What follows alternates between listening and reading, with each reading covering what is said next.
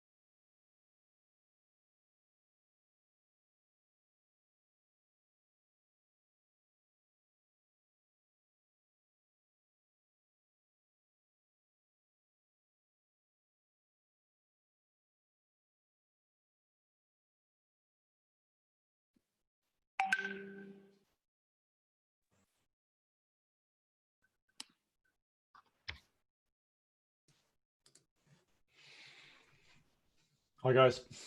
Hi, Hey, Tim. I'm just get my video going. Hi.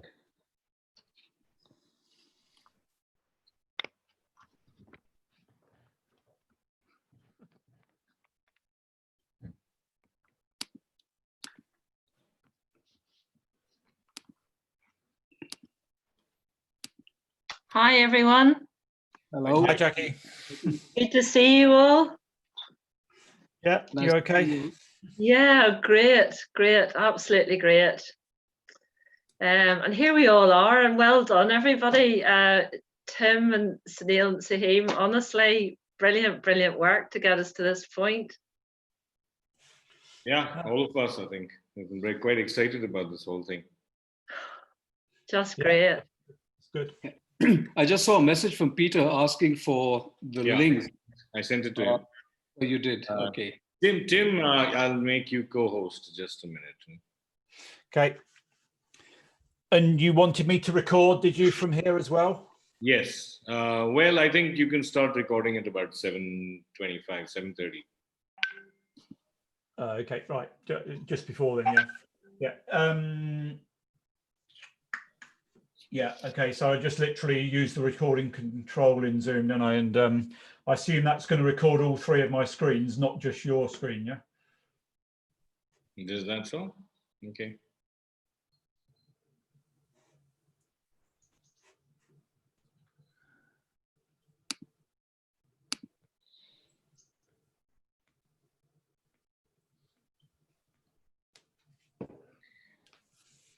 Yeah.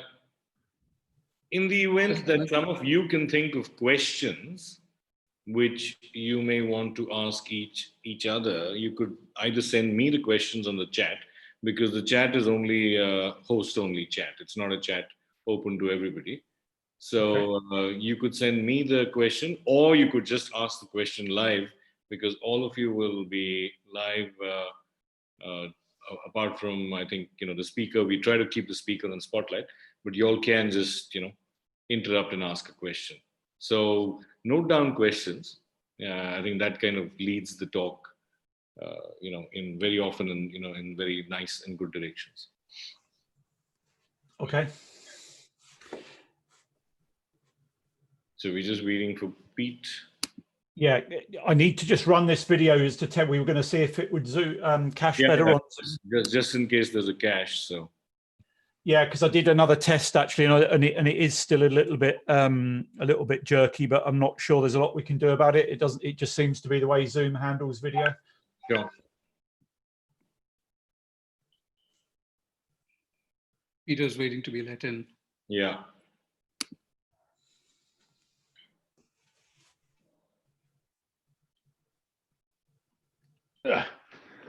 Sorry, just giving my chutney a stir. Ah, The metaphor That's for not a euphemism. Hello, good afternoon, everyone. oh, hi, Pete. Hey. How are you doing? Oh, great. And you? Yeah, very good, very good. We can hear you. I know, hopefully you can see me now. Yes, we can. Oh, I need. Hi, Pete. I can now. Hey, Sahim. I haven't got Pete yet. Oh, no. Oh, Well, I'm here, I can see me. I suppose that's all counts. Yeah. Jackie, There's you're someone frozen. called Harish who's on too. Yeah, there's only 4 showing, and I think there's more, so you need to go on to either show all videos or Gallery. Yeah, gallery, that's the badger. I can't actually see how to get to my gallery. The thing that looks like a Rubik cube. Yeah, I've not got that now. I've got. Yeah, if you move your mouse to the top of the little videos, it will appear. No, I've only got full screen or swap shared screen with video. I'm not going to fiddle with it in case I mess up. You got the budget version, Tim. Well, I've got you on a very narrow monitor, so I've got room for PowerPoint on my other 2 monitors. So that might be why it is. You checking the stock price as well while you're there. Treated myself to a new extra monitor in addition to the other 2 I've got. So. Good. Need one of these. What is it? I can't see what it is. The old Rift. Sunil, you're coming after me, aren't you? Just to confirm. To my side? Yes, I'm coming after you. Okay, so you've got a bit of rah-rahing to do after my sad note I have to speak about. Oh, You're let's see fine, Jackie. how upbeat I can sound. Well, you will, you'll be great. I've had a few coffees, so that might help. That's a good point. And Simon, you're before me? Yeah. I got no idea. I know I'm on after the video. Oh, yeah. No, Peter's before you, Jackie. Oh, Peter, right. Okay. So what's your last words, Peter? What's the nudge for me? Or is Over it to you, just a Jackie. slide? Yeah. Just a slide will be heads up, I suppose. Yeah, exactly. Yeah, I think so. Okay.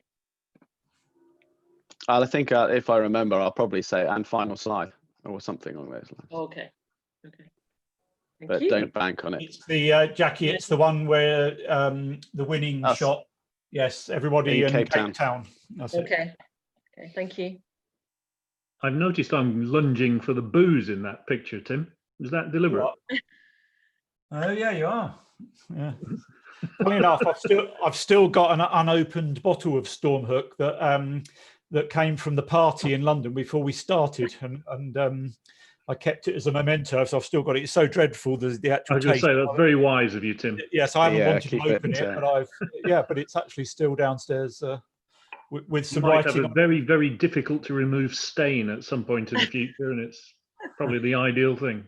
When I Yeah. came back, actually, my coastal rowing club that I was involved with did a bit of a presentation unbeknown to me and presented me with 2 bottles of the stuff. Oh no. It's Yeah, it's funny that's so because the guy who runs the company. Do you remember him? Mr. Very Upbeat. Yes. Oh yeah, yeah. I've been to his house twice in Oxford, on sort of social business, and he doesn't drink it at home. Oh. Don't blame him. Did anyone No. ever read up the report that his wife put together about the race? I was in it. Well, so was I. Yeah, I did. She sent it to me, Sue. Or maybe she did. Well, it's just so long ago now. Yeah, she. Nice lady. I'd struggled to put hands on it now, but yeah, she was. Yeah. Okay. Shall we do this little test then and just run this video? Because otherwise we're Okay. getting a bit short on time now, aren't we? Okay, sure. Okay. I don't know where. Suheem, are you there? Sorry? Yeah, we Yeah, just sure. we just need to run this test of the video. We were going to run the video. Is he with us or not? Yeah, I'm here. Can you hear me? Yes. Yeah, we were just talking about Yeah, running you can the video. Yeah? you can play the video. You can share screen and play the video. Yeah. Okay. We'll go with that then. Hold on.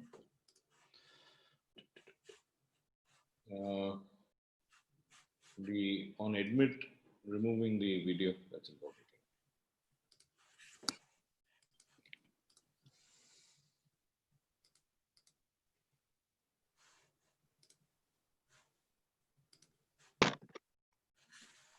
Right. Can everybody see? Yep. Yeah, the boat. Okay. Hold on a second. Let's just get my screen sorted. Right. Okay then. I don't So I'll remember just- it being that clean. No, it never was after day one, was it? Right then. Okay, so I'm just going to see if this runs, and I need to now set my. Okay, so the sound should be better now. Yeah, it did. Day you called, the sun was big and low to the ground. The cold, it froze my fingers tight. Time was still and I was lost from sight. We're going to let it run to the end because we hope that Zoom might buffer it then, and it might run better in the actual. Was it sort of deliberately sort of jerky in the original? I can't remember. Well, the original is full of slow mo, yeah. So Yeah, yes, and it's all sort of arty farty in the way they've. yeah. The Oh, it's Yeah, great. yeah, I agree. I agree. Yeah, thankfully, it's actually better than we like. Every picture made, every sound that played is tattooed on my skin forever. You ain't ever gonna feel love.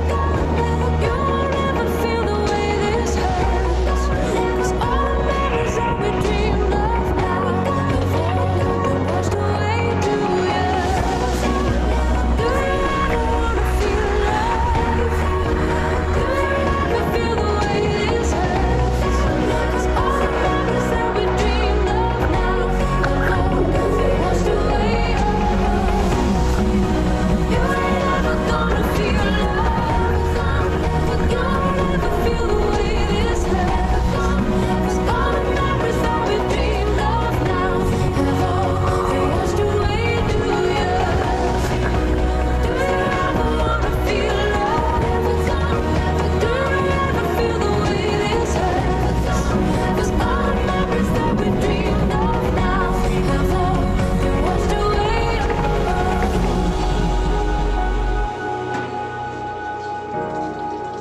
You ain't ever gonna feel love.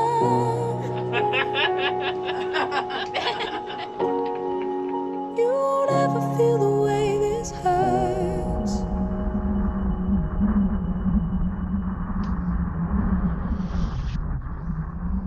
Okay, that's good.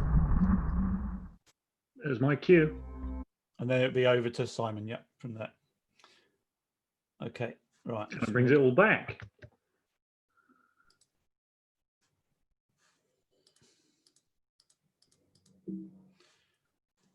Yeah. Right. Has Jackie told you it should be Great Britain and Northern Ireland yet? Not yet, but I was expecting it anytime. Yeah, it was a standard pain in the butt for you guys, wasn't it? No. You were good at reminding us, Jackie. I was, yeah. Tell you, it was a big moment coming into Londonderry. I have to say that's still in my mind. And I remember the battle flags were torn going up, and John Charles almost frog marching me up to the bow. I need you to sew these, and now we're coming in. It's not allowing me to press my record button, so I'm just going to have to quit the presentation for a minute so I can. Okay. So bear with me a second. It's saying on my screen that it's recording. Yeah, I don't. Suheem, are you recording it? Okay, because I can't now get to the recording button. That looks like New Zealand. It is New Zealand. Yes, that's the Wanaka lone tree. Yeah. Hmm. Okay, let me go back on here now. All right. Okay. Yes.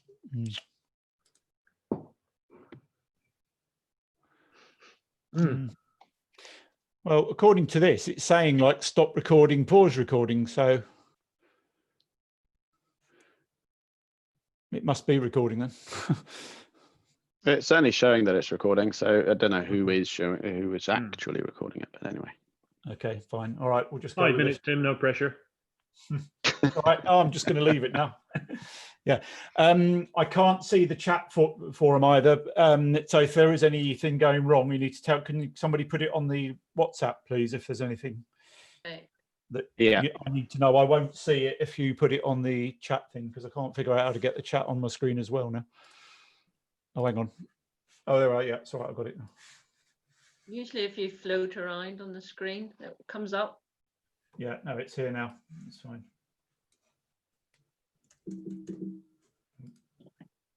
That was water, by the way, and not a gin and tonic. They get a mention later. Oh,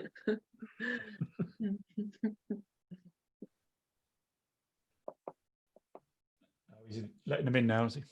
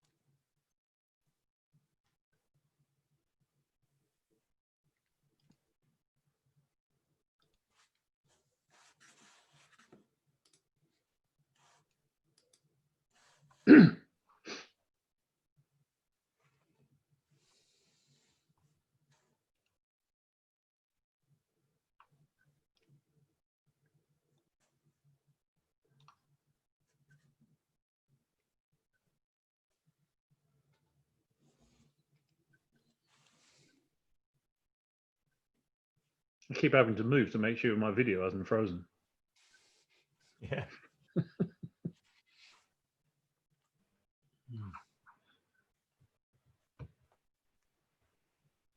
Did you watch that video I sent you, Tim?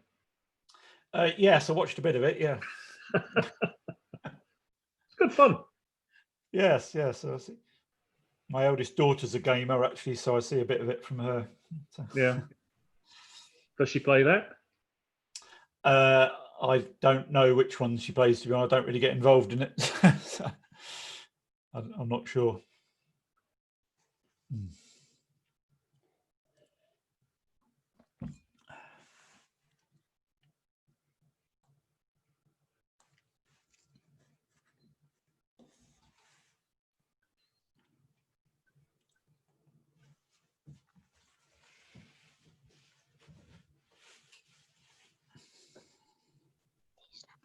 ఆయన మాటలు విను పనిలో వరకు చెప్తున్నా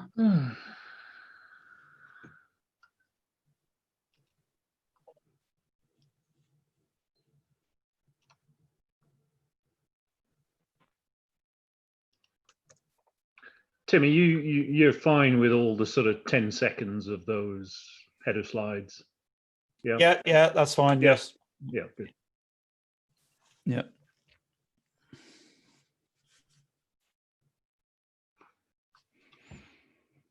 Anyone doing the Fastnet race next year? No. Ooh, Debbie, Paul. Ah, Can you put our video on? We're not on. No. So maybe Paul Gallagher. Yes. I'm mic on. I Think did so. a head of our race with Eddie Bannister as skip and Rob Graham. Sorry. Rob Graham. Hmm. That didn't look like Debbie. Hi, Hi, Debbie. you right? Yeah, good to see you. Or not? Actually, I didn't see Briefly. you, but it's good to hear you. We got turned off again. It's me and Mark. Hello, everyone. Hello. Hey, Debs. Hey, Mark. Hi, Mark. I didn't. Yeah, congratulations. I know it's a bit late, but Oh, thanks. I know it's nearly a year. I can't believe it. It Wow. seems longer. Exactly.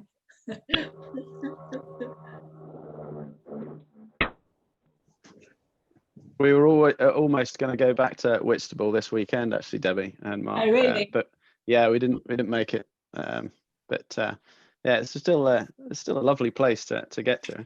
I know. We're going to try and get there in a couple of weeks, but the way things are going, who knows if we'll get there. No. Well, it's part of it, isn't it? Kind of, Yeah.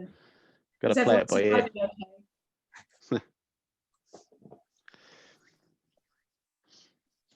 Just need to Everyone get a doing all boat, that? just sail away. Yeah.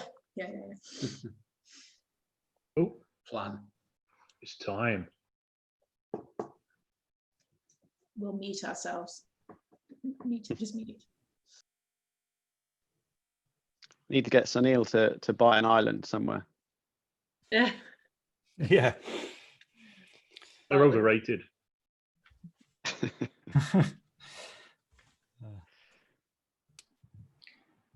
Hi, I think there are a few people still trying to get in, so we'll just wait for another 3 minutes and then let them in. And then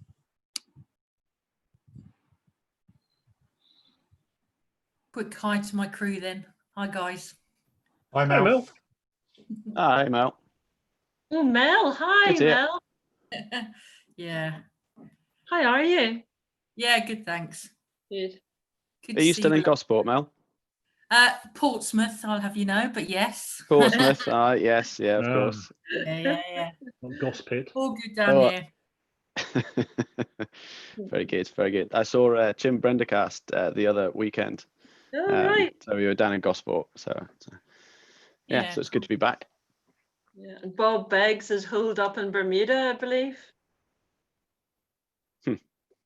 They've had a couple of hurricanes blow through in the last couple of weeks because we've been doing some business with them, and yeah, they kept on going offline because things kept on getting blown over. Oh dear. Okay, guys, I think we're ready to start. So welcome to the entire audience. I can see we have more than about 50 participants here.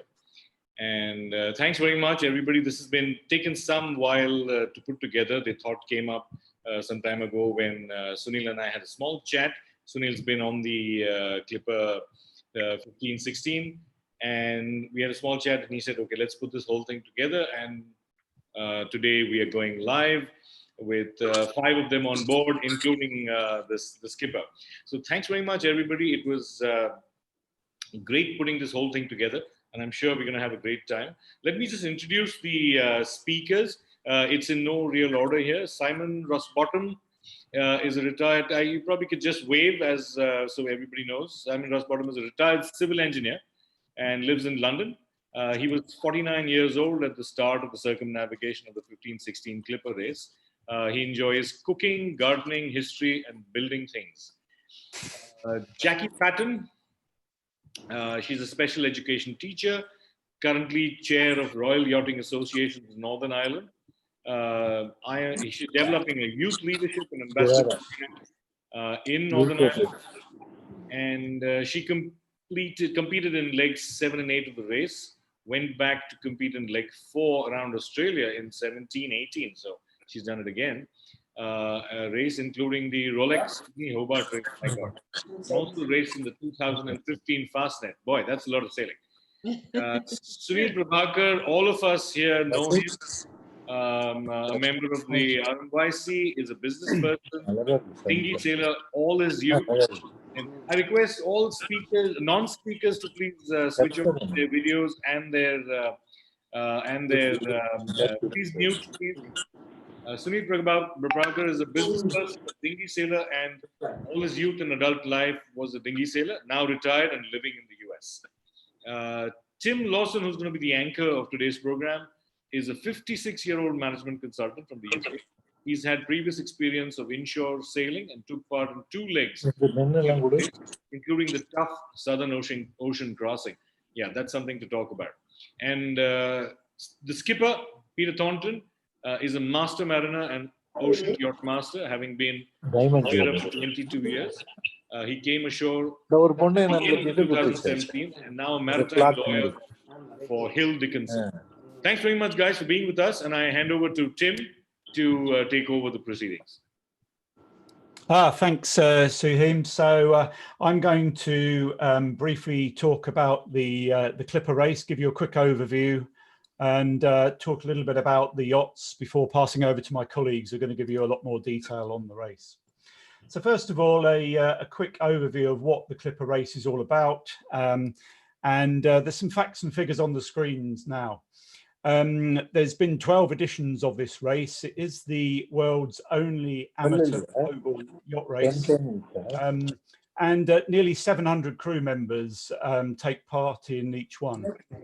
There are 12 matched Clipper yachts, which I'm going to talk to you about in a moment. And a typical race is well over 4,000 miles. The race was founded by the world's first non-stop solo circumnavigator, a guy called Robin Knox-Johnson. And let's just understand a bit more about this guy. He took part in the 1969 Golden Globe race, and this was the first time somebody had sailed non-stop, single-handedly all the way around the world. And he departed from the UK and arrived back at the same port over a year later. He did this with a boat that he actually built himself called Suhaili. This boat's still around and is currently moored in the UK. And the interesting point about this one, particularly for our Indian audience, is that Suhaili was actually built in Bombay when Sir Robin was out there. And he had the help of some people at the Royal Bombay Yacht Club. That was back in 1963 when Suhaili was built.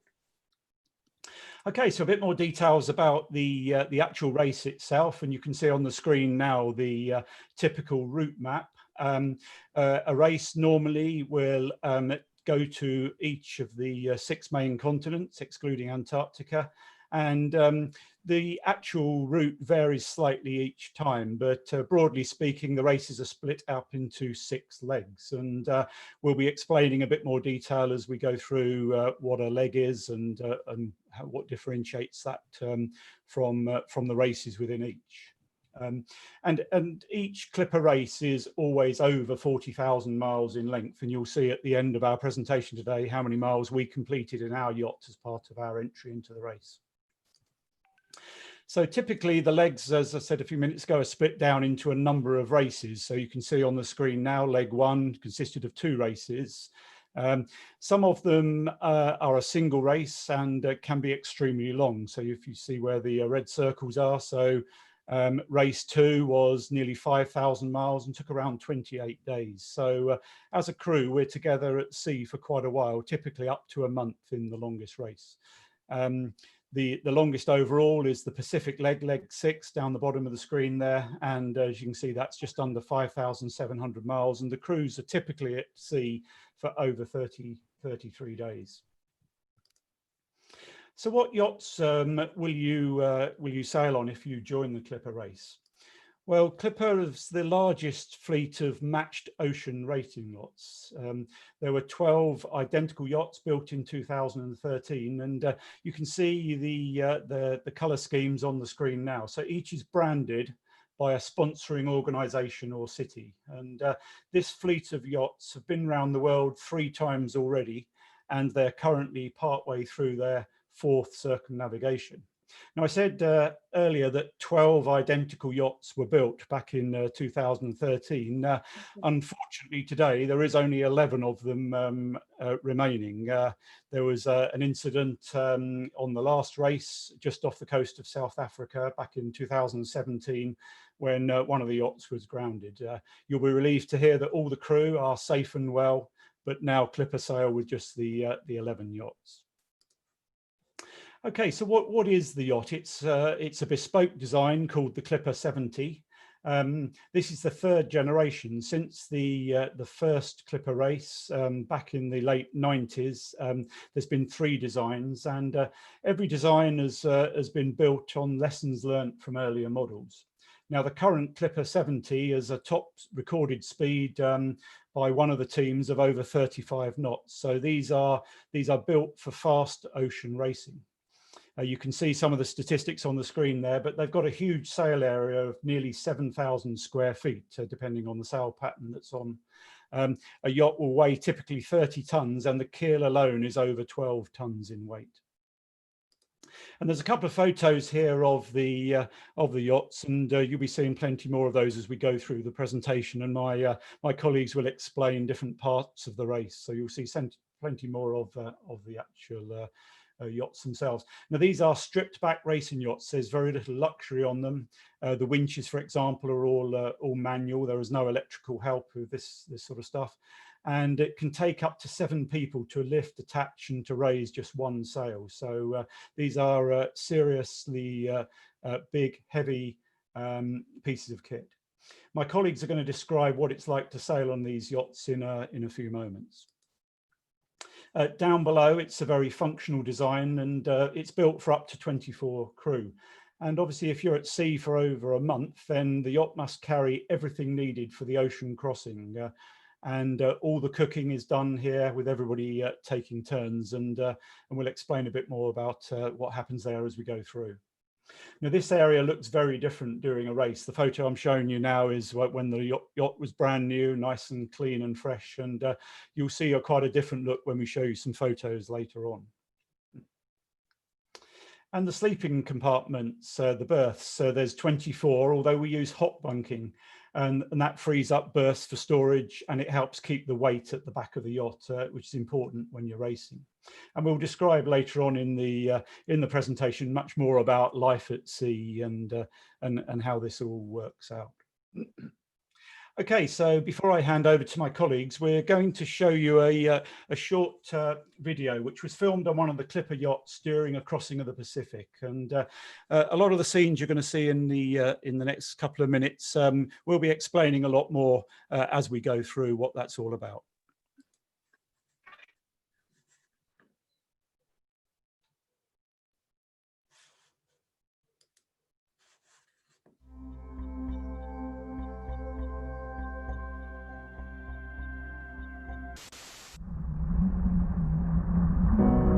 Day you called, the sun was big and low to the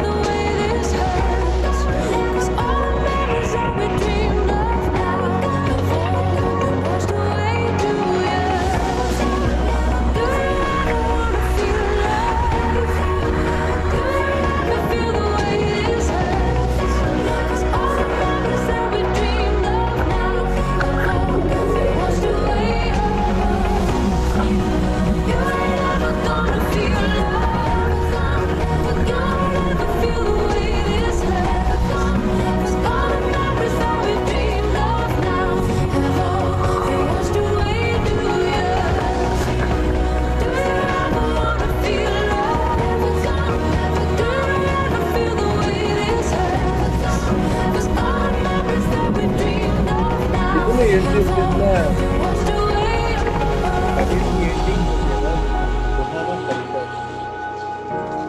You ain't ever gonna feel love.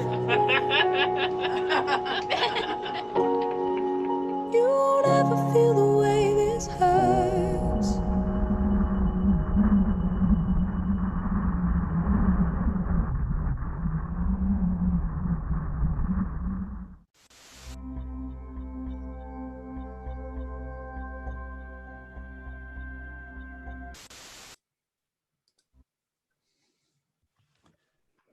I hope everyone is able to see and hear that video, which was filmed on the Visit Seattle boat during their crossing of the North Pacific in April 2016. Don't worry if you couldn't see it properly or hear it, we'll post a link. Hello, good evening. My name is Simon Rosbottom. I'm a retired civil engineer and I live in both London and South Wales. I was 49 at the start of the race and I rounded out my first half century as one of the 9 round the world crew members on the Great Britain boat in the 15-16 race. Of course, being a civil engineer, I took on the lead media role. We already had 4 engineers and I liked photography and writing. Chiefly, the media role was to document our journey through photos and video and produce the daily crew blog, then transmit all this back to Clipper via satellite link. We even managed the first at-sea skipper interview via live video from the deck in the North Pacific. By association, by which I mean I spent a lot of time down in the nav, I also became the avid amateur navigator and radio operator. Up on deck, I was foredeck crew and helm. So people like you, that's a Clipper phrase you might hear quite often, but you might ask, what does it mean?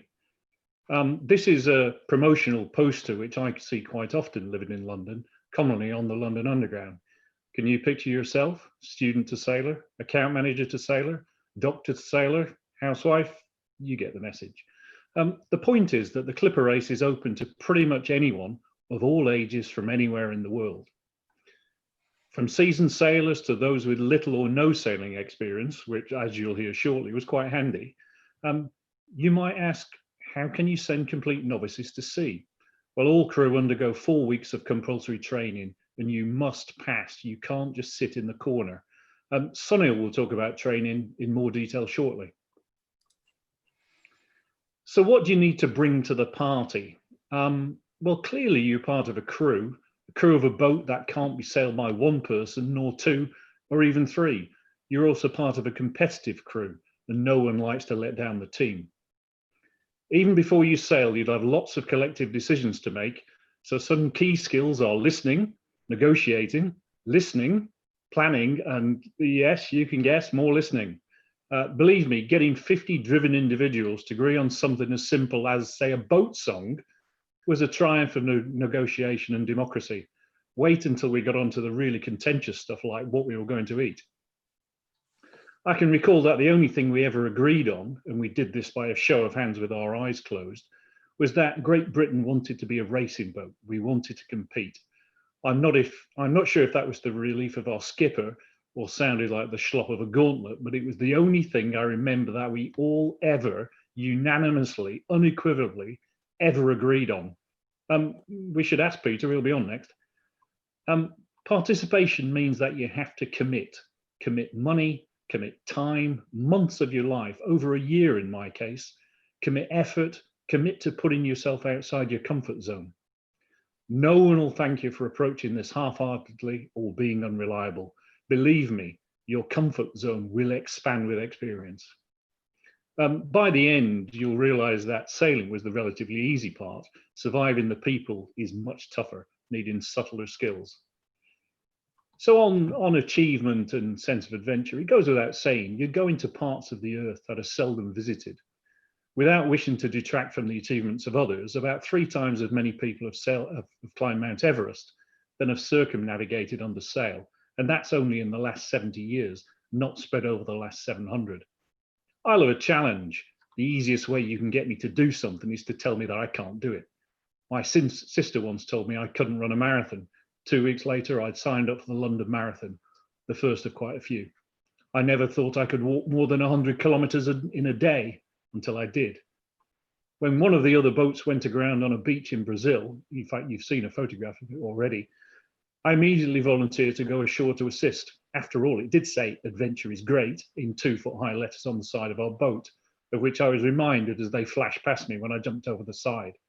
Who wouldn't want to spend 5 days on a remote litter-strewn Brazilian beach, cooking fresh fish on a driftwood fire in a ramshackle tarpaulin shelter, cast away with Robin Knox Johnson? The boat's a small space where you and up to 20 people will live, work, eat, sleep, and all the other stuff 24 hours a day for weeks at a time. There'll be times where you're cold, hungry, wet, fed up.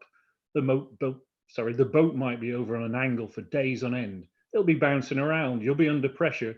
You miss your mum, the dog, the family, the pub, whatever. But that head sail isn't going to change itself. You need to get on with it and be part of it. There's nowhere to hide on a 70-foot boat. I can guarantee at some point you'll get annoyed with somebody and somebody will find you annoying. And that's probably just between breakfast and dinner. But despite all of that, no matter how knackered you are, you come off the foredeck after a busy watch, your chin is still up and you can still crack a joke. If it were easy, everyone would be doing it, right? And that attitude can be infectious. So on having never sailed before, another Clipper phrase you'll hear is no experience necessary. I'd always had an interest in the sea and in the world generally. I've been to many odd corners of it, 58 countries, I counted them. In Pembrokeshire, we live in an old house with a large garden overlooking the sea. It was built by a Royal Navy captain who fought alongside Nelson at Trafalgar. And it's there, amongst other things, I enjoy cooking, gardeneering, as I call it, the night sky and wandering along the cliffs and beach, where every day at some point, I look out to sea and wonder what's over the horizon. Then came the opportunity to satisfy that curiosity. Spoiler alert, it's more horizon. I'd been at sea before and liners and liked being thousands of miles from land. I enjoyed the emptiness, the wildlife, the night skies, the 5-course dinners, gin and tonics. But as a passenger, you aren't remotely close to sailing. And despite being on a couple of friends' yachts, sort of helping out, pull this when I tell you, or turn this until I tell you to stop, I was pretty much a dyed-in-the-wool landlubber. I might have read every Horatio Hornblower story written, and I was fine with the terminology, but that was about the sum of my nautical knowledge. Oddly, I never found the main brace on Clipper, nor was told how to splice it. Running marathons and that are all satisfying challenges, but they're over in a day or two, and I wanted something bigger. So whilst I was out for a walk one Sunday afternoon in London, I saw the boats lined up in St. Katharine's Dock the day after the completion of the 2013-14 race. I pretty much decided there and then that I was going to be in the next race. So it's safe to say that my sailing experience was pretty much zero. Nowadays, people say, "Oh, I hear you're a sailor." To which I reply, "Well, not really. I only went the once." "Oh, where did you go?" "Around the world," which can make parties fun. So at sea, after race start, the boat settles down pretty much into its watch routine. One watch sailing the boat, the other below resting. On deck, you wear a life jacket all the time and are clipped on without question. You've done 4 weeks of hands-on at-sea training, and you've done a sea survival course. We practice man overboard drills dozens of times, both before and during stopovers. So on each 4 or 6 hour watch, we'd like to take in turns to helm, usually for an hour, sometimes 2. I enjoyed the helming once I got the hang of it, learning to feel the boat between the wheel and through the deck with your feet. I enjoyed surfing her down mountainous waves, great rooster tails of spray coming off both sides of the bow, trying to beat the fastest speed. I think I managed 25 knots. Also, I enjoyed helming in light winds, chasing the wisps, keeping the boat moving under the wind seekers. Then there are the pitch dark nights with no moon, solid clouds, no stars, no outside references. So basically you stare at the compass for an hour, lit by a tiny red LED bulb, feeling the boat, feeling the wind on your face, hearing the rise and roar of the wake. That's your world. Oh, and it's probably raining too. If we were altering sail, I'd be either up on the foredeck wrestling with sails, fumbling with hanks, sail ties, on the mast sweating or reefing, tying endless bowlines on the preventers or wrestling spinnakers. The foredeck's a fun place, but you need to have your wits about you. Fun if you like hard work, lifting heavy loads, balancing like a ballerina, whilst being thrown about and hanging onto things by your toenails, all the time in a cold car wash. Being a circumnavigator, I experienced all the conditions imaginable, everything the planet could throw at us. From a week of light winds and dead calm off Mexico, chasing the faintest of breezes off Western Australia, helming through squalls at night in the South Atlantic, to surfing down mountainous ways in the Southern Ocean.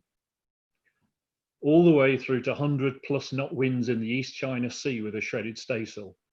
I was on the helm during that. I was looking at the wind speed indicator with ever widening eyes and ever colder fingers.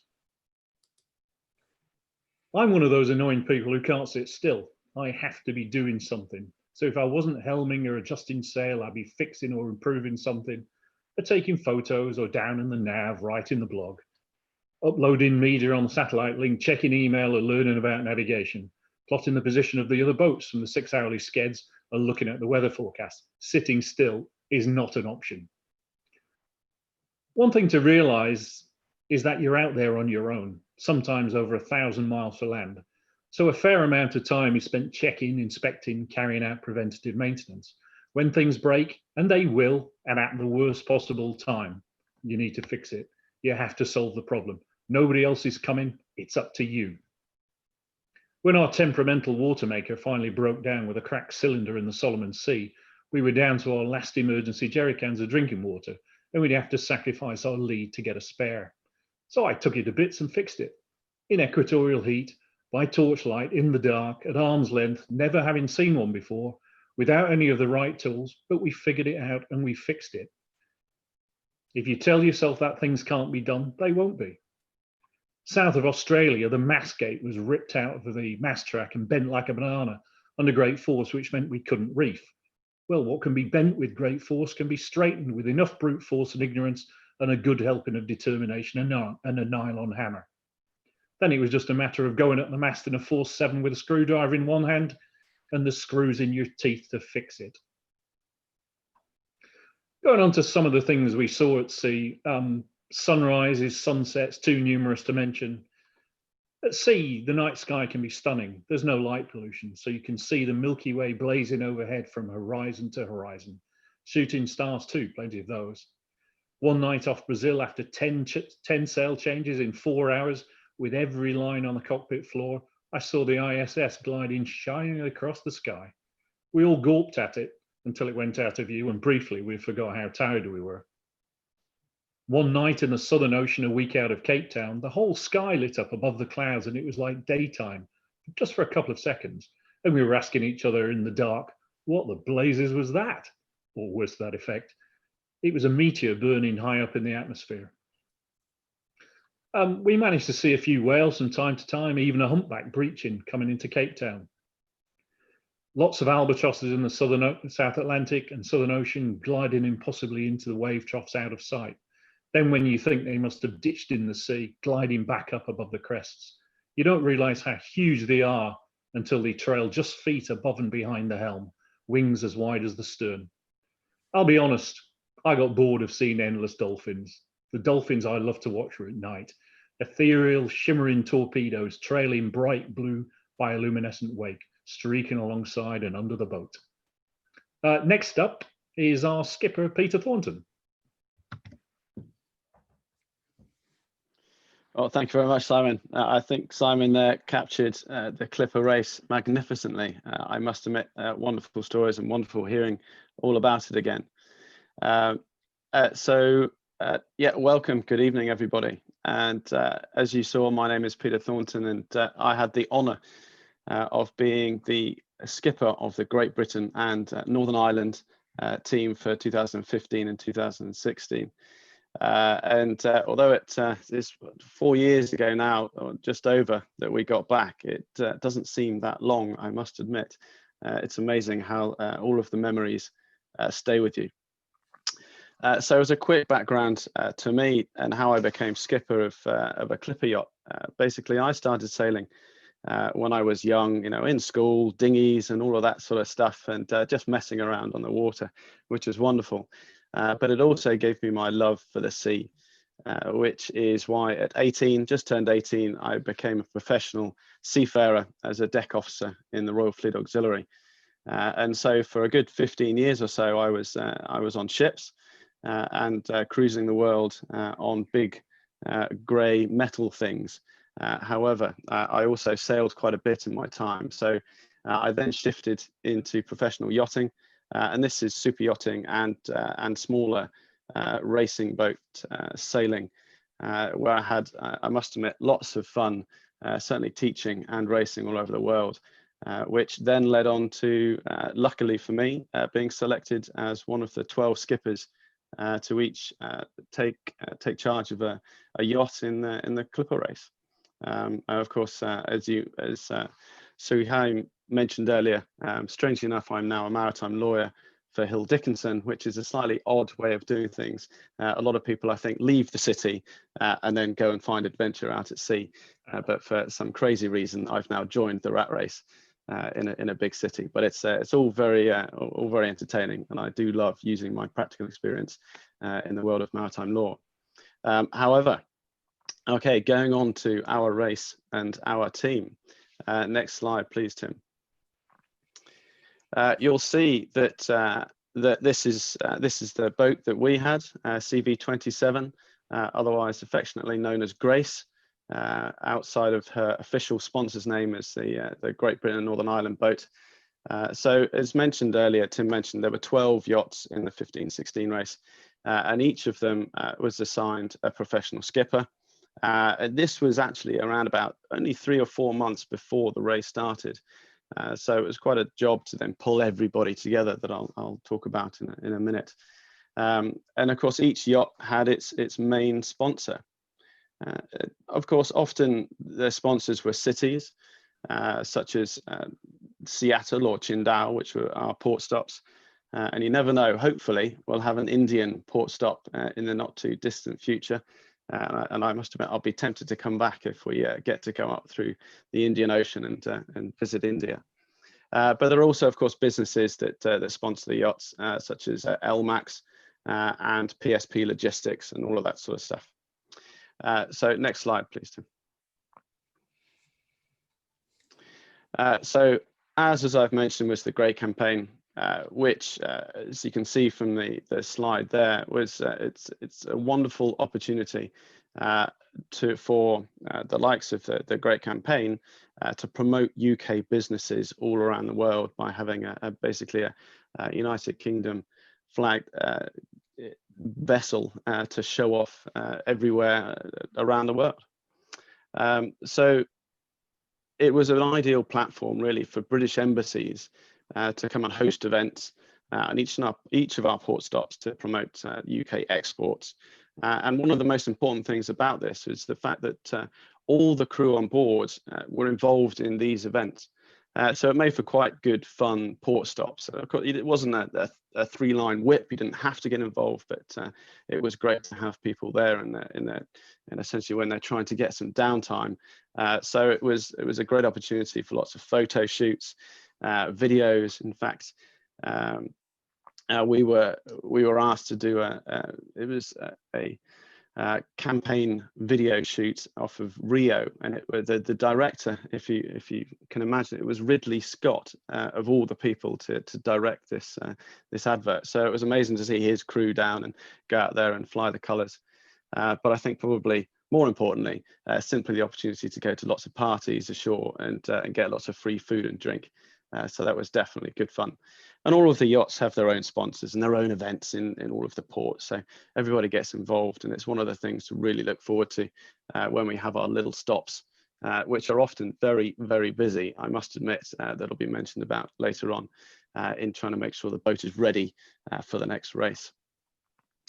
But of course, one of the most important things about these events is championing the Clipper race itself. And what is so special is the diversity of all of the crews across all of the 12 or now 11 yachts. So next slide, please, Tim. Crew allocation, next one, please. So this is a great shot. I think this is probably one of the most iconic images of the Clipper races over the years, is getting all of the crew that are available at a crew allocation, which is 3 months before the race start. Here, not all of the crew are actually there. So across the the entire circumnavigation, the crew is often around the 700 mark. So we've got 700 crew members taking part in the Clipper race from all over the world, many different ages. And one of the reasons for that is, as Simon alluded to earlier, it's all about manpower. It is very mandrolic. These boats, they're stripped down, as Tim said. There's no hydraulics on them, no electrics. Other than that, from the batteries for the navigation systems, but everything we do is by manpower. So you need a lot of people to pull the sails out of the sail holds, up onto deck, moving them safely around, getting them all hanked on, and grinding them up. So you need a good eight crew on board to really work the yacht from the cockpit all the way up to the foredeck, as well as having those off watch and resting for the next evolution. So really, crew allocation is basically one of the most exciting times in the lead up to the race, because before crew allocation, nobody knows which team they're going to be joining. So everybody finds out at crew allocation which boat they're going to be with, and also which skipper is going to be taking care of them. And it's not actually the skippers that choose the crew, or the crew are selected by the race director at the time, often according to whether they've got any experience beforehand or background skills such as engineering or medical skills, and that sort of thing. So everybody is divided up on roughly spreading the skills around the fleet. So that's the idea. So on average, each yacht gets about 55 crew members. And the rough male-female split is probably 60-40, around that, up and down. And as I said, the age ranges are vast. In fact, it goes from 18. You have to be 18 to join the race. You can be 17 to train, but in order to actually join the race, you have to have turned 18. And the oldest crew member that we've had to date, I believe, is 75. And as a 75-year-old, it's not a problem. Fit 75-year-olds. It's not about who you are, where you come from. It's purely about a mindset, and that's one of the wonderful things about sailing. Of course, us as humans have been doing it for a long time now, and it's basically just that desire for getting out there and seeing something different. So it's also, of course, as I mentioned, it is across the world. So it's a great number of nationalities that you can sort of see there from that slide. In fact, even on Great Britain, the boat, just because it was called Great Britain doesn't mean that everybody was from the UK. We had 9 different nationalities on board. Of course, very thankful for Sunil to show how those from India can come over and just enjoy sailing, circumnavigating and racing around the world. So it doesn't matter where you're from. It's merely a case of getting to the training locations and then choosing which legs you want to do. And of course, Sunil will chat about the training in due course. But generally, very, very special. And of course, sailing is a wonderful leveler. It doesn't matter what profession you are before you join it. It doesn't matter how rich you are, how poor. You're all part of one team. You forget everything else, and your focus is purely on that yacht the minute you let go and head out into the ocean. Tim, next slide, please. So at the crew allocation, as I mentioned, it's the first time the crews get together and get nominated into their teams. So it's a wonderful opportunity from this point onwards, really, to get to know each other. Many may well have met each other before in training, which is really important, and lots of friendships are developed at that point. And then they continue on throughout the race, because you see each other crew every time you get into port. So I think one of the most wonderful things about the Clipper race is the friendships that are born out of it. It's lifelong friendships and experiences. It's very very impressive, very, very special. So it's also at this point that roles need to be determined. And of course, I'm sure you're all aware, if you've sailed before, that it's important to divvy up all of the different jobs. There's always something to do on a boat. It is incredible how there is never a moment's rest really from something that needs to be done or sorted or fixed or tweaked. It's a daily thing, especially when you're working the boats like we are and you're racing and pushing them hard to their limits. Roles such as, of course, bosuns and engineers, victuallers, those that need to supply the boat with food and everything else that we need to work the boat. We are also, human beings are basically machines. You need to be fueled in order to have the energy to get up in the middle of the night and crack on with getting done whatever's done in the howling wind. You cannot do this when you are weak and feeble. You need to make sure that you're properly fed. So everybody has a part to play. In fact, even when you're not on board the boat, it's a whole team. The whole 50 to 60 people are involved, whether you are on an off leg or whether you're actually on the boat itself. It becomes one big family, which is wonderful. And as Simon mentioned earlier, I must admit, what did we ever really agree on wholeheartedly? And I think it was probably as well as saying that we are going to race this boat, we want to take part. It's what it's all about. There was probably one other thing that we all agreed on wholeheartedly, and that is how good the beer tasted after sailing, after being at sea for a month. I tell you what, that first stop is amazing. I remember thinking, I've been stuck in a boat for months, thinking, right, that's it. Whenever I get in, I just want to stretch my legs, go for a run. Never happened. I had a beer in my hand before I even jumped off the side of the boat. It's a very, very fond memories. And a lot of sailors will say the best thing about going to sea is basically when you get back into port. And it's that challenge that really drives you. And you always forget how bad it was at sea within about an hour of being ashore, and you want to get back out again. So it's a wonderful time. Next slide, please, Tim. Race start. All right, so rolling on through to the next one.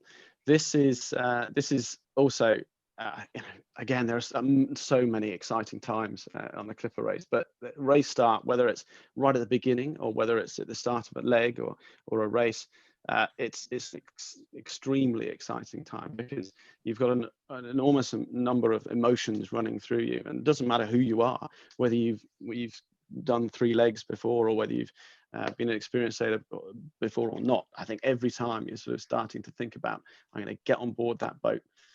That's it. I'm not going to set foot again on land. I've got all the gear I need, hopefully, and it's all about us, this boat, and getting to the destination.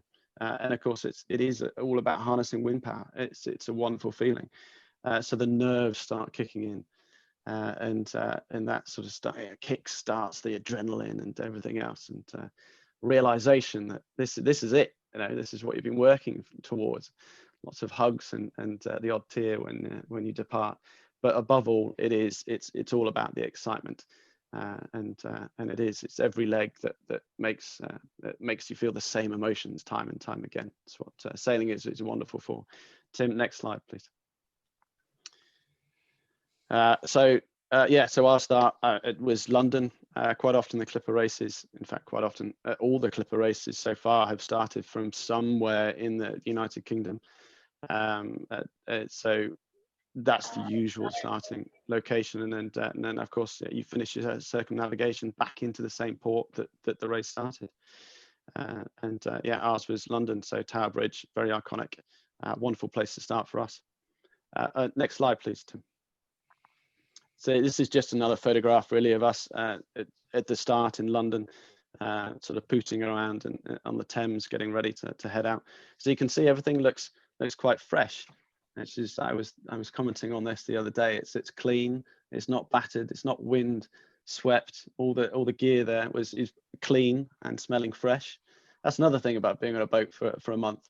You soon learn to live with human smells. Actually, you just ignore it. It doesn't really make any difference whatsoever. You don't appreciate it. But certainly when you go and hug your loved ones, when you jump off the boat, they'll tell you about it. So you don't have to worry about it too much. And of course, nothing is broken yet. And you can see there that The boat is looking pretty good, all the people on there, but yeah, going to sea, something will always need fixing, and you soon realize that very quickly. Next slide, please, Tim. Right, competitive nature of the Clipper race. Well, the clue is very much in the name. It is the Clipper race. And although people do say that they join just to experience going to sea and sailing, and that's generally what it's all about. But I must admit, when you have the opportunity to match race on boats that are this capable and this large, with teams of up to 24 people on board, they can take that coded for 24 individuals to be on board those boats. And we sailed with 24, and quite often you'd have a plus 20 crew members on board. So it's a busy boat, but when they're all matched the same sails on board, roughly the same weight, depending upon how much food you take and all that sort of stuff, suddenly the competition starts getting very fierce. And although the Clipper race is supposed to be a Corinthian spirit, which is good-natured, honest, and obviously help each other out, the competition is certainly, it sometimes feels as though it's not quite so Corinthian, and you are battling those boats because people want to do well and win. So it's all part of the excitement of the race. It's at 24/7 as well. I was telling this story not that long ago, and I remember being asked one port stopover, what happens at night? What do you do in the middle of the night? Obviously, you've been at sea for weeks on end. Do you just pull the sails down and stop while it's dark? Do you throw the anchor out? So it's people that haven't been to sea and realise that no, you certainly don't do that. It doesn't matter what time of the day it is. It doesn't matter whether it's pitch black out there.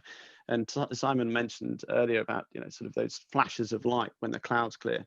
When the clouds don't clear, you can't see anything else out there. You've just got small little lights, and you've got to be in a position where you soon learn not to be scared of the dark, very much so. And there's lots of things that need to be done. So changing sails, and you soon, as a team, learn that sail evolutions, second nature, pulling a head sail up, changing the head sail, pulling it out of the sail off, reefing within a minute or two. It's drilling those evolutions to make sure that you're as smooth as possible, and that certainly does make a big difference in big yacht racing. These yachts, they need momentum, they need wind to keep going. So I'm sure those that do sail, if you've got a heavy boat and you're in light winds, you do not want to stop it. As soon as you stop it, it takes a lot of effort to get going, and that's when you lose races. So yeah, it's great to get going. The other thing, next slide, please, Tim. So the next thing is, of course, points and how you win. So it's pretty much like a Formula One style point scoring system. You get more points for winning, obviously, and so it's the more points you have, then the more likely you are to win overall. But there are also opportunities to score points during the crossing. So it's not necessarily positions at the end. So there are things such as scoring gates and ocean sprints where you can gain extra points, and that comes into play quite a bit with regards to tactics, because scoring gates are not on the run line as such, or the great circle from one place to another. You have to go off piste to a certain degree to go and get extra points, but you've got to decide whether it's worth it and how many places you're going to lose by going that greater distance. So there's lots of things to think about. And another thing I'm going to say about these little snapshots here, these are little chartlets of the race tracker. So all the friends and family of crew members get to watch this. And if you've been involved in ocean racing very much, you'll see that this is quite common on ocean yachting races. You get to see exactly where the boats are at any one time. These are updated in hourly intervals. But those on board the yacht, those racing at the time, we don't get to see this sort of material. Simon mentioned it earlier, that the 6 hourly skeds. So unless, which it's the time when we get to see where the other yachts are, and we get to, we basically have to manually plot them and figure out where they are and where they are in relation to the weather systems. Weather systems super important, and I'll chat about that probably towards the end when we come to the questions.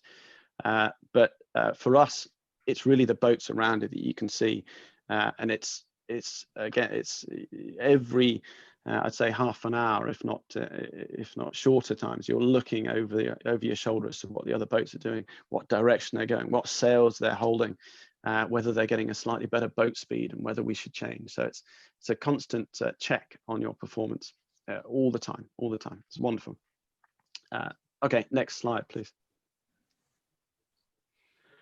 So this is actually the last slide of my talk before I hand over to Jackie, and this is us in Cape Town, actually the second leg where we won, which is wonderful, and we're all looking very happy there, which is, I'm not sure whether that's because of all of the beer we'd had before that photograph was taken, or just happy to be ashore, obviously. But again, out of the 12 boats, you get an awful lot of or each boat has its own challenges, shall we say, and the sort of differences as to where they are with the weather system. So it's quite often you'll hear people that do well in yacht racing saying, it's all down to skill, it's all down to skill. And those that maybe not do quite so well and fall behind, unfortunately, it's down to bad luck. You know, it's unfortunately you got hit by some bad luck. But I would say that we had our fair share of both, I would say, certainly. And the key is consistency, very much consistency in long-term racing. It's no good being first one time and then last a couple of times. You'll find it very difficult to do well in yacht racing. So it's making sensible weather routing decisions, sail maintenance, looking after the boat. Basically, top rule of thumb is don't do anything that will lose you the race. That is probably my best tip for long ocean races. So yeah, overall we came third out of 12 boats, which I'm certainly delighted about, and I think we were all very pleased with. I must admit I lost count of the number of seconds. You know, I had one first and some very, very close races, which is what it's all about. It makes it super exciting. But bottom line, it's about going out there and experiencing nature, really, in some of its most harsh locations on Earth. And by nature, I mean it's not just the sea and marine animals, it's nature, human nature, because they're challenging each other's own sort of boundaries and becoming a better person because you just appreciate what makes different people tick is probably one of the things that most people get out of the race. And I certainly enjoy that part of yacht life. And it's the different challenges that you face, each of us face. And above all, of course, it's all about having fun. Although it's not always fun, it's pretty tough. But in order to have that fun afterwards, you've got to experience that tough side of things and staying safe. So that's my little dit over, and I'll be happy to answer loads of questions at the end. I'm now going to hand over to Jackie. Thank you very much. Hi everyone, Jackie Patton in from Northern Ireland. I competed in legs 7 and 8, which gave me the name of being a legger, not holding the lofty position of a round the worlder. I was a special education teacher, and I would now consider myself to be a full-time volunteer. I hold the position of chairman of the Royal Yachting Association, one of the home countries for within RYA. I have been a sailor since I was a teenager, and I have sailed recreationally for many years. It also sailed professionally and competitively prior to the race. But even though I had a strong sailing background, I had much to learn on this boat. And in fact, I learned very quickly through the 4 weeks of training, which Sunil will be talking about later. I had to undo an awful lot of thinking. There's the RYA method of learning how to sail, and then there's the Clipper way of learning how to sail. So any of the sticky situations that I got myself caught up in was purely because it was the independent sailing thought going on in my head, and that really wasn't going to work if I was going to fit in and work well with everyone. We were all provided with wonderful training. As I said, it was the Clipper method of sailing. So our skipper needed to be confident that every situation we went into, that we would do everything by the book, that really there wasn't room for free thinking around that. So that would have been something that definitely would have been my challenge on board. And sometimes I had to take sharp intake of breath and listen to what the skipper or my watch leader was saying at that particular time. Why did I do the race? Well, been a bit of a dream to tackle an ocean. It's one thing sailing in different seas. It's another thing being a dinghy sailor, which has certainly taken me to most places around the world. Probably a lot of my team don't know this, but I've competed in Scandinavia, across Europe, Middle East and Far East. Only did one event in America, so that's why I chose leg 7. I knew that tactically it would be good. Hope to see lots of wildlife. That was another thing. But just on a slightly more serious note, way back in 2012, I sustained a fairly serious back injury, and I was laid low for quite a long time, had to lie flat. And I was watching some sailing friends heading off to the Olympics in London. Indeed, I was meant to be a volunteer, a games maker in London, and instead I was crying into my coffee in a really bad way. So what do normal people do when they have a back injury? I know what you'll do is that you will plan to secure a place on part of an 11-a-month round the world yacht race. And so actually, all joking aside, though, it was a method to recovery for me. As a sailor and a general outdoor person, I really was very sad about the situation that I found myself in. Walking wasn't even an option. So really it was my carrot, it was my dream, and I was going to fight back on that one.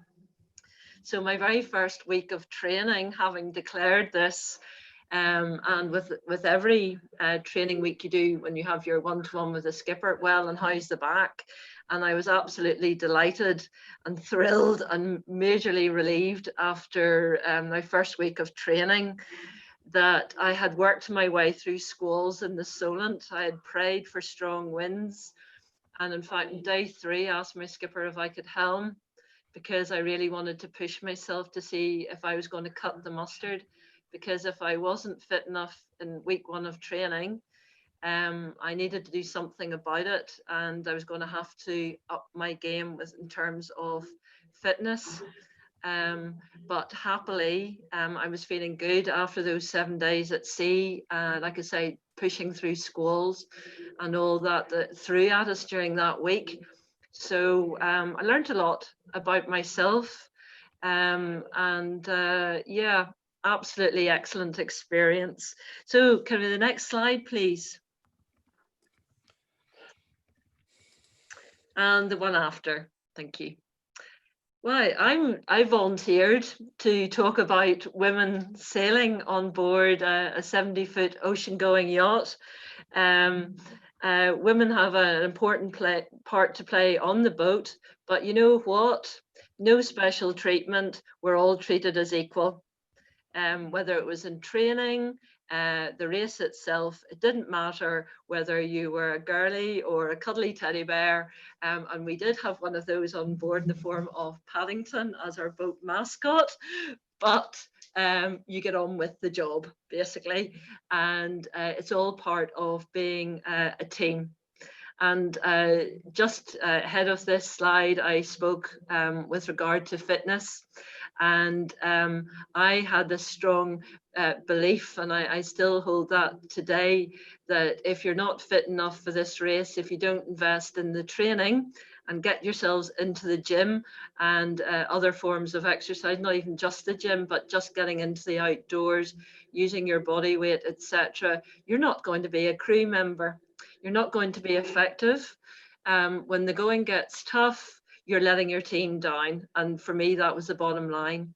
So in the build up to the race, I was in the gym 6 days a week, a mixture of classes, HIIT classes, body pump.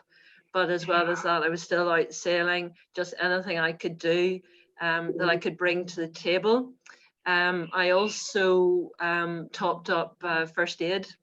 I had, because of my outdoor background, I did some rescue emergency care first aid course and brought that to the table so I could assist the medic. Heaven forbid that we should need it.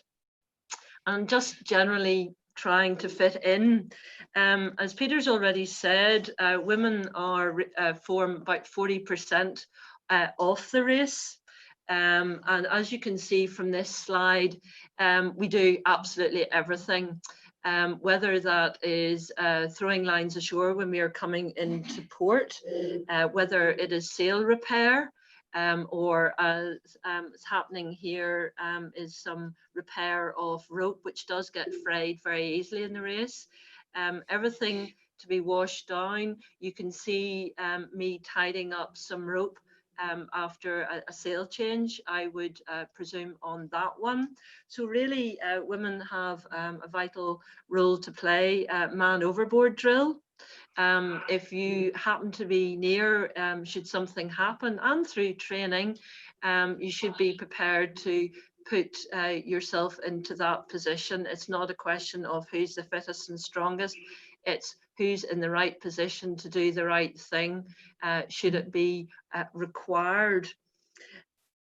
Every job needs to be done, day or night. As Peter's already said, the boat keeps going. There's no room for sitting around and relaxing. The boat is your home 24/7. Now, this slide, thank you, Tim, shows you that we are all living in very cramped conditions.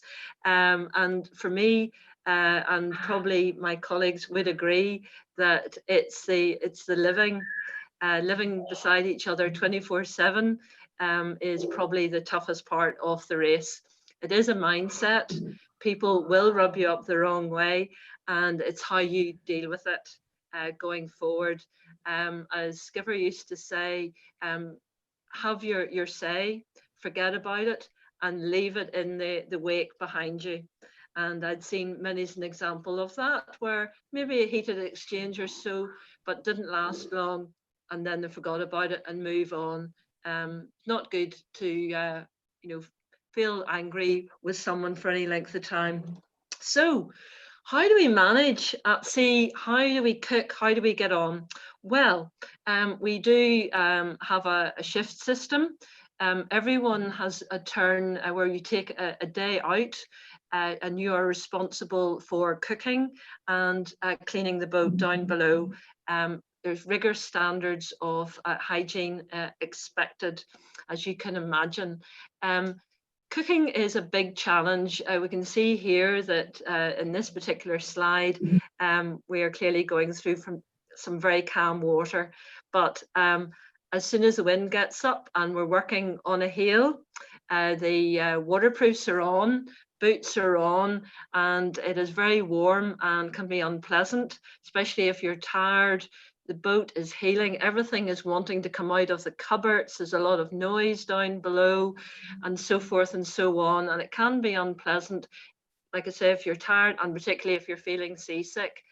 And but crew members are very, very good at stepping up, even if it's not their turn. Morale is key on board.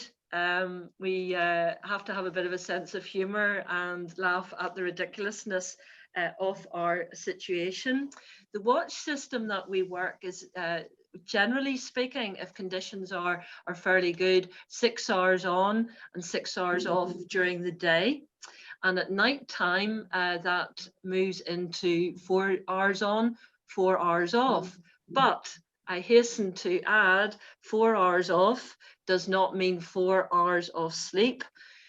2.5, 3 hours of sleep is the usual. It does take time, especially through the night, to get your gear on. You're expected to be on deck 15 minutes before your watch is due to start, because there is a handover time.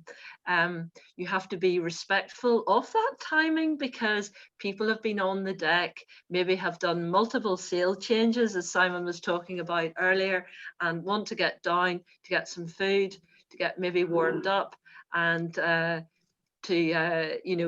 get back to their bunk, which is the big thing. That system changes whenever conditions become really bad, and it's not safe to have a full crew up on deck. Full crew as in half, the boat is divided into half. Half will be working one watch, half working the other watch. And sometimes only a few can be on deck and the rest are down below, dressed, ready to go, waiting for their turn. And so it goes on through. Safety is paramount. And that is why it's down to the skipper and the watch leader, the person in charge of that particular watch, to make those sort of decisions, to make sure that the boat is performing to its best, but purely in a safe manner all the time. The next slide, please. Thank you. Sleep. If you don't get enough sleep, you run into problems. You will not be an effective member of the crew. You'll maybe become cranky and you'll not be able to fit in. You can see how close the bunks are to each other, and that is a route through to the navigation table. It's where all the tools are kept right at the back, and also the skipper is sleeping. And you need to be respectful. You need to be respectful of them, and just any noise that you are making, if you need to get something, you need to do it quietly. You need to be mindful people need their time out, that people might be feeling a bit homesick, might be injured possibly, which happened to me on the race. So you need to be careful around that, and accept that somebody's having an off day. Sometimes if they're having a bit of a go, it's because they're tired, and you just pass that on. Overall, it's absolutely terrific. You get to know people. It is an awful lot of fun. I have to say that I've a wider knowledge on music because of my crew friends.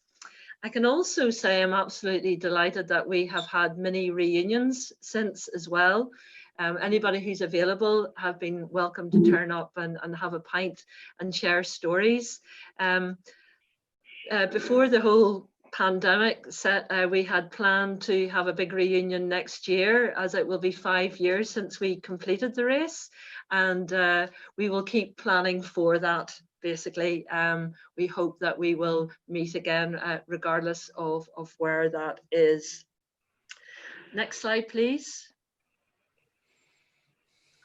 Yes, food is critically important, and there are some people see themselves as budding chefs, and some wonderful dishes are served up.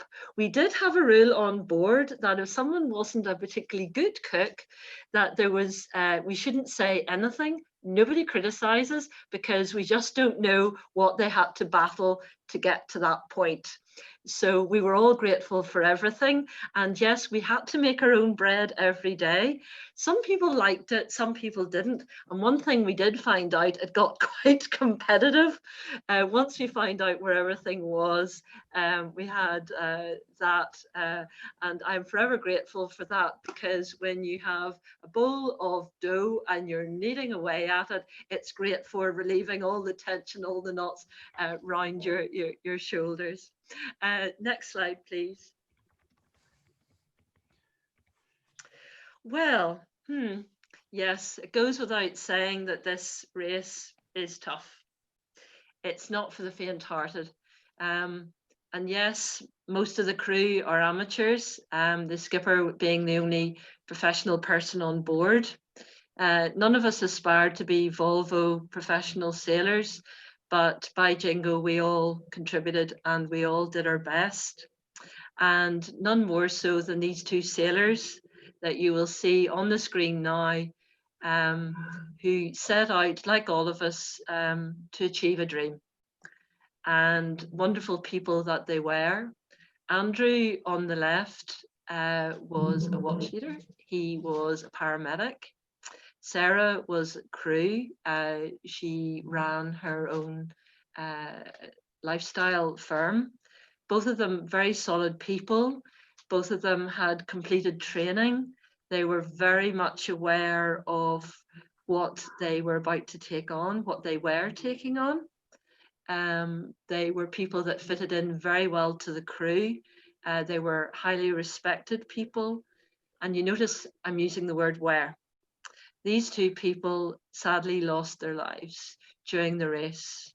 They were not on the Great Britain and Northern Ireland boat, but they were on a boat called Icor Coal, which was a charity funded boat. Their accidents happened at two different times of the race. Andrew into the first leg. Sadly, he was in the wrong place at the wrong time, sustained a head injury from which he never recovered.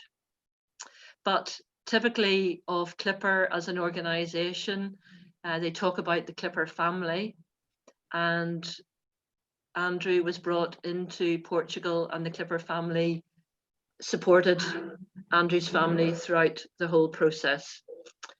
Sarah lost her life during the Pacific leg. She was washed overboard. The conditions, I understand, I wasn't there, but were absolutely horrific. Again, she was in the wrong place at the wrong time. There was many attempts to recover her body. She was recovered, and that was purely because the training had kicked in for the crew. They knew exactly what to do, and thanks to the professionalism of the skipper, they were able to bring her back. And that was horrific, absolutely horrific. So I'm not going to say more other than to pay tribute to these wonderful people. It could have happened to any one of us, and I'm grateful that I'm still here and that the rest of the Great Britain crew came back in one piece.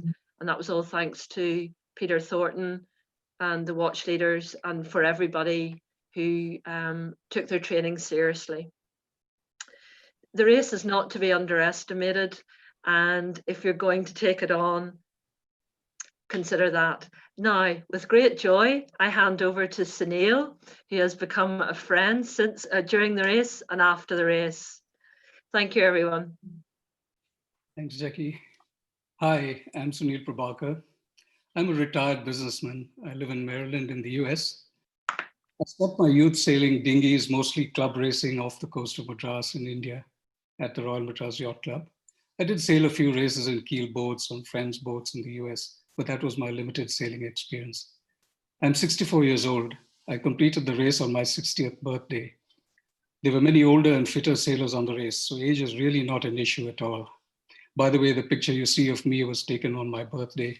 My teammates decorated the whole boat and baked a cake for me. It was really touching. So today we're running a little short of time, so I'm not going to tell you all about my broken ribs and injuries and all the great stuff that I did, but I'll just talk about training and the stopovers. I'll try and be as brief as possible. The next slide, please. So as you heard from Jackie, we did have fatalities on our race, but Clipper has a fantastic record of safety, and fatalities on our race were the first in the history of the Clipper race after 20 years of racing. And as you know, 50 people on each boat into 12 boats and 10 races. So it's a lot of people out there sailing, and I think statistically, sailing is probably safer than walking down some of the streets in Madras. The Clipper race training starts with safety. You will learn to make personal safety your prime objective, and you will be constantly reminded to clip on, clip on. You will do a lot of MOB, that's man overboard practices, and will learn a lot about safety on board and keeping you and your team members safe. Practice may include boat-to-boat transfers and even possibly helicopter rescue, where an injured crew member is lifted off the stern of the boat. The Clipper training is very comprehensive, and I would recommend it to anyone. Even if you don't want to do the whole race, just the training alone will give you many hours of offshore sailing experience. And someone actually compared the training hours on a Clipper training program to a lifetime of experience of some amateur sailors doing races like, the Fastnet and the Sydney Hobart, which, by the way, we won. We came second in our class at the Rolex Sydney Hobart 2015. It was a wonderful experience, a very iconic race. So Clipper training is conducted at 2 locations, Gosport in the UK and Sydney in Australia. Training spans 4-week-long sessions from level 1 to level 4. You live on the boat, and after the first week, when you spend your nights alongside dock, you spend most of your time offshore. Level 1 covers the basic principles of sailing, how a boat functions, and also teaches personal safety and good seamanship. And then level 2 continues on from level 1, but focuses more on living aboard, working on watch systems. Now, this is where the fun begins. We sailed across the English Channel for about 3 days, but it felt like a lifetime since it was my first ocean sailing experience. We experienced some serious gales, and I can assure you, rough weather on the English Channel cannot be taken lightly. It was a great introduction to ocean racing. Level 3 continues with the fun stuff, with handling the asymmetric kite, it's a spinnaker, racing head sail changes, and more offshore training. And finally, level 4, which consolidates all of the above, and you most often will work with your race skipper and some teammates working on practice racing. So that's basically the training program in brief. And I will now talk about stopovers. So stopovers, this is also a very, it's a really integral part of the Clipper race experience. Regardless of how much fun you are having on board, you will at times wish you were on land, dry and clean, as some of the previous speakers have pointed out to you. You will crave a cold beer and a shower. So the next slide. The first task you have on reaching shore, and possibly celebrating with champagne or drowning your sorrows in beer, is to deep clean the boat. This is serious cleaning. You take all the loose items off the boat, all personal gear, and then you clean the boat from the bilges up. Every surface is scrubbed and disinfected. Everyone's expected to do their part. You won't be very popular if you go off and find something important to do elsewhere. For the remaining 7 to 10 days, you work 6 to 2 hours a day on boat maintenance, sail repair, checking and fixing, standing and running rigging, fixing broken stuff, stopping leaks, Simon, tripping and servicing the winches and grinders, servicing the engine, generator and pumps, the steering, rudders, etc. As Peter told you earlier, the work never stops. You have to keep at it all the time. You also have to take on food and other supplies. Next slide. You can see those bags, they're all full of food for just one race. Feeding 20 hungry sailors 3 meals a day up to 30 days is a complicated process. Keeping sailors happy after a hard watch in cold, windy conditions, having done a few head sail changes, is very important, and the mothers know that very well. Claire, our victualler, did a fantastic job on our race. The only complaint I have is that I think she tempted us too much with snacks on the second half of the race. Maybe I noticed it a bit too late. Next slide. 200 sailors in port all at one time makes for a fun social experience. You meet a lot of interesting people. It's great fun. And this is a group photo that was taken at one of the stopovers. Once your work is done, you will have time to do sightseeing. You have your evenings free most times. One of the big events during stopovers is the prize giving party. This is serious fun, and if you have won a race, an even more fantastic experience. You're allowed to drink a lot more beer. There are lots of events organized by sponsors and host sports. I was invited along with some fellow crew members to attend the NASDAQ opening bell ceremony, where Sir Robin Knox-Johnston and William Ward, the founders of the Clipper race, rang the bell, and our pictures were all up on Times Square. There were other events like watching the rugby matches on the Copacabana beach, and quite a few others that, all of them were really good fun. As the day for race start comes up, you can feel the excitement in the air at the race village. Everyone is rushing about, getting last minute jobs done. There is a mass crew briefing the day before the race, and you are briefed on what to expect during the race, the weather, and any special instructions to the crew. On race start day, is there another slide, Tim? On race start day, you get to the boat early and prepare for the start. The level of activity is frenetic. Friends and family will be there to see you off, and there's music and fanfare. All in all, a memorable experience. The Clipper race team sends each boat off in turns, and we had Sir Robin, the icon of round the world sailing, there at every start to cast us off. Race start is a few hours later offshore. As you leave shore, you slowly fall back into sailing mode, and you get into the rhythm of your watches. I would generally do the first mother watches, as I was lucky never to get seasick, and the galley is the worst place to be when you are. Now, some pointers for those of us from India. The fee for the whole race, I think a lot of questions have been asked about how much it costs. The fee for the whole race is about 45,000 pounds, and at the present exchange rate of 100 rupees to a pound, it's 45 lakh rupees. I say it in lakhs because that's what we use in India. That is just the Clipper race and training fee. If you're only doing legs, then you pay the training fee and the leg fee, which for one leg could be about 10 to 15,000 pounds or about 15 lakh rupees. You then have to add insurance costs, travel costs for training and race, hotel stay between training, hotel stay at stopovers, food at stopovers, personal gear, etc. Now, I'm not promoting this business, but I would recommend Fierce Turtle for information on the race through its blogs, as well as for used gear and clothing. It's run by an ex-Clipper training and race skipper and was of great use to me. He even gave tips on where to find breakfast places that are open early when you go there for your level 1. So finally, some pointers for pre-training. Work on your fitness. However fit you are, you will find you need to develop some muscles even more. This will happen on board, but fitness before you get to training is really important if you want to get the best out of your training and later to contribute to your team. So if you need more information, you guys can reach out to me anytime through Suhaim. I'll be glad to help. And now back to Tim. Thank you. Okay, thanks very much, Sunil. And just before we open up to a Q&A, I've got some last images from the final leg of the race that we all took part in.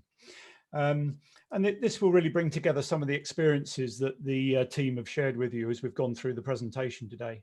So the leg 8 was a race, or split into 3 races rather, and it totaled over 5,000 nautical miles of racing. And this last part of our adventure began in New York, and here you can see us parading just before the start of the race against the iconic Manhattan skyline. And there was just time for a quick photo shoot by the Statue of Liberty before we set off out into the Atlantic Ocean. Now, once we got out to see the normal routine of life at sea carried on, We did actually have quite a quick crossing of the North Atlantic because the winds were quite favourable for us, but there was still plenty of deck duties to be done.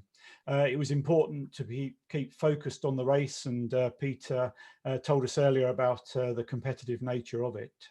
We were in a position where we could be third or fourth, and or even perhaps lower down if we didn't race well. So we were all very focused, and you can see on the left here, this guy is just about go up the mast to do some maintenance, and this is the view, those of you that are interested, from the top of the mast on our boat.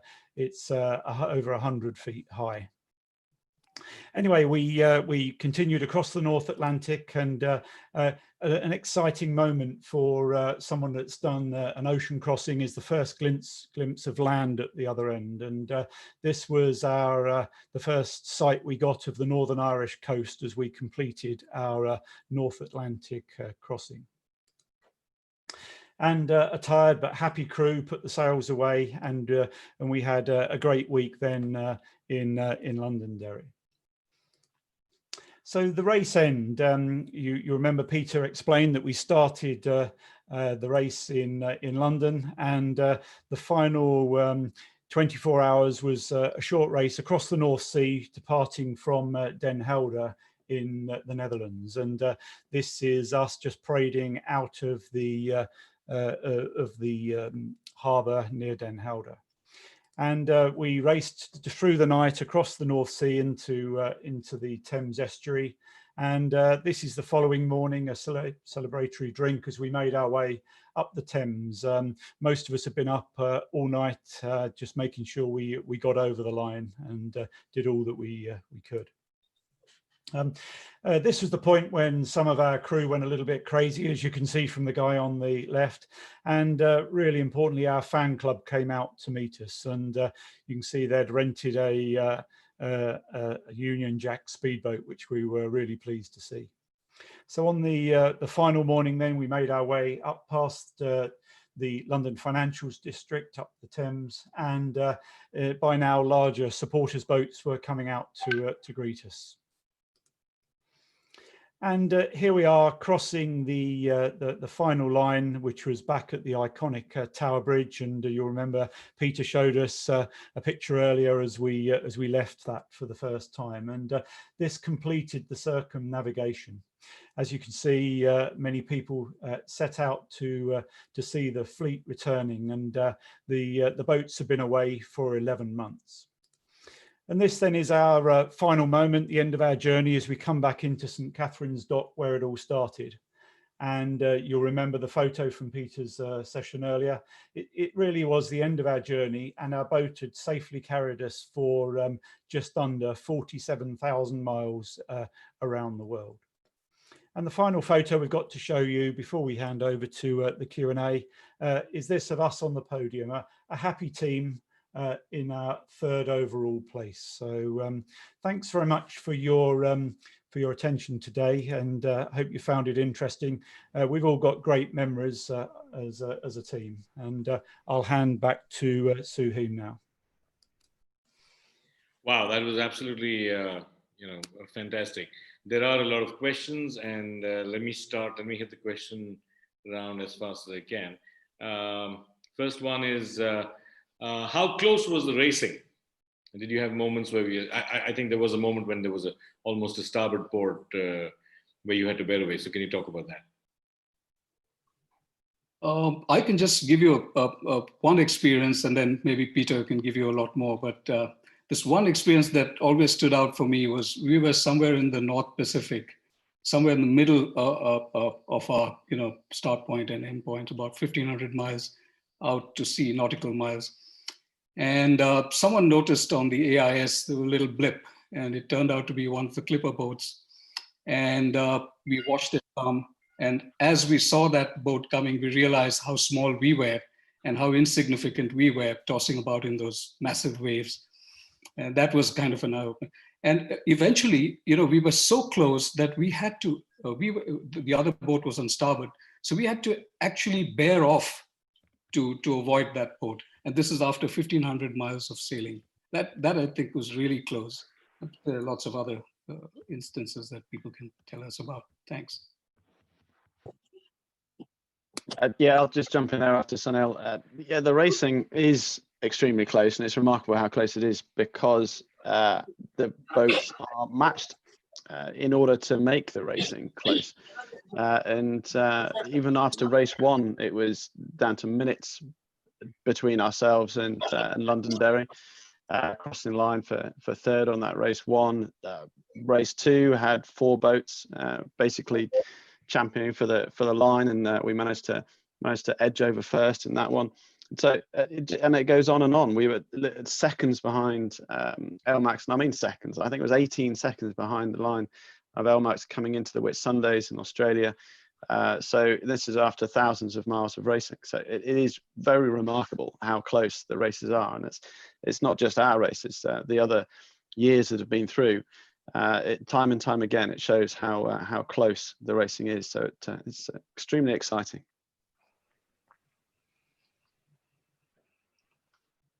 So the next question is, let me look for it. How did this experience change your life? I think there's a huge sense of satisfaction. Definitely standing, once you get over the tiredness, you're standing much taller in yourself. I think you learn a lot more about yourself, even as an adult. You think you've got that covered, but you don't. And I think that's something special about the race, is that, you know, there are points where you really have to dig deep, and knowing, you know, that you've got, after the race, you've got that capacity to push that bit more is wonderful.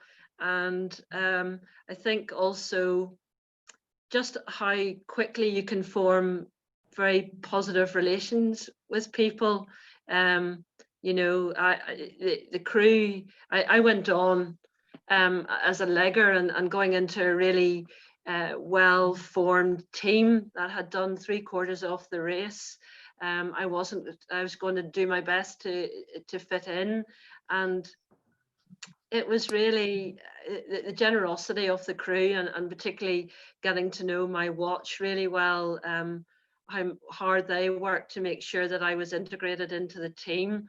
And a couple of weeks into my race, you know, my watch leader giving me wee areas of responsibility. And to this day, he doesn't really, I think, understand how much that meant to me, from someone with a sailing background to go and know that I was a player on the boat, that I was shown, I was given the confidence to go forward and to be responsible on the boat, really meant so much to me. And I see it as you know, just a very, very special part in my life. Sure. Simon, would you like to add to that? Why did you ask me that? How did it change me? I think I became a bit more tolerant than I was. I remember a questionnaire at why is everyone laughing? A question at Corallocation was, what are your 3 greatest weaknesses? And I just wrote intolerance, intolerance, and intolerance. So, you know, you learn to get along with people who have, you know, basically different than you. They have different outlooks on life and different views about things. It allowed me to see things I wouldn't otherwise have seen. Obviously, being at sea, I've already declared I'm a dyed-in-the-wool landlubber, even though I've always had an interest. How did it change me? Sure. I don't know. It makes good dinner party stories. Right. You always dread being at a dinner party with somebody like Buzz Aldrin, and because you know he's going to have a better dinner party story than you've got. Anybody else would like to talk about how it changed their lives? I'll just a quick thought. It gave me much more of an appetite for travel. I mean, depending on which legs you do, and I did 2 separate legs, so it meant I visited South Africa, Australia, then some time in America. Some great times in Northern Ireland as well. So it forces you to go and discover new places, and that's really stayed with me since. So since I did Clipper, I've now been to India, Sri Lanka, various parts of Central America and New Zealand. So it gave me the travel bug as well as satisfied my my ocean racing urges as well. Well, That's interesting because it's done the exact opposite to me. I've travelled less. I've travelled an awful lot before Clipper, and I've since travelled far less. I haven't been on a plane for 4 years. Ah, right. Long haul for 8. So less. The next question is to Pete, and that is, how do you measure mental toughness, in a crew, and decide whether a crew is really mentally fit for Clipper? That's relatively easy to answer because it's very obvious if somebody is struggling. As soon as you get to know people quite well, you notice when they're happy, and you notice when something's not quite right. And I imagine most people can spot when a family member or a close friend is slightly off. You may not necessarily ask why, but it's relatively obvious when something's not quite right. But we also try and make sure that there's a supporting mechanism. So everybody should really have a buddy, or make sure that probably somebody that you can go and talk to. And that is very important, whether it's ashore, whether it's somebody else, when you do get into port, or whether it's another crew member. It's about everybody looking out for each other. And so that is I would like to think that was in everybody's mind right from the word go. You're each looking out for each other. And so that's the bit that gets everybody through. Thanks, Pete. One technical question, and that is, why an asymmetric spinnaker when you could probably work with a symmetric, which would be a lot easier? Well, some of the first boats did have symmetrical spinnakers with poles, but they're quite unwieldy.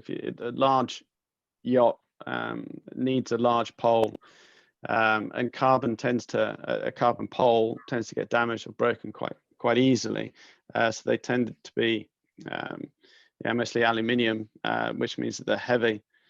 So one of the reasons is safety, mostly. Even though sometimes you wanted to go dead downwind, and it would have been very handy to have a symmetrical spinnaker with a nice pole, but generally less kit to deal with. I think a lot of the questions which have been asked have already been answered here. In the event that anybody would like to ask a last minute question, we can wait for another second, a few seconds. Do the organizers of the race make arrangements for the rescue of the sailors in the event of severe damage to Clipper?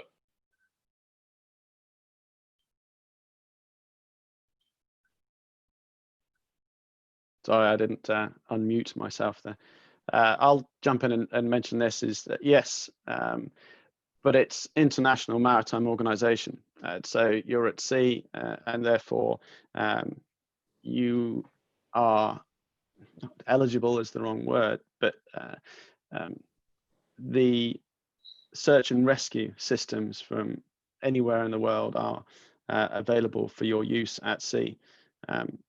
It is one of those things that states are required to provide internationally.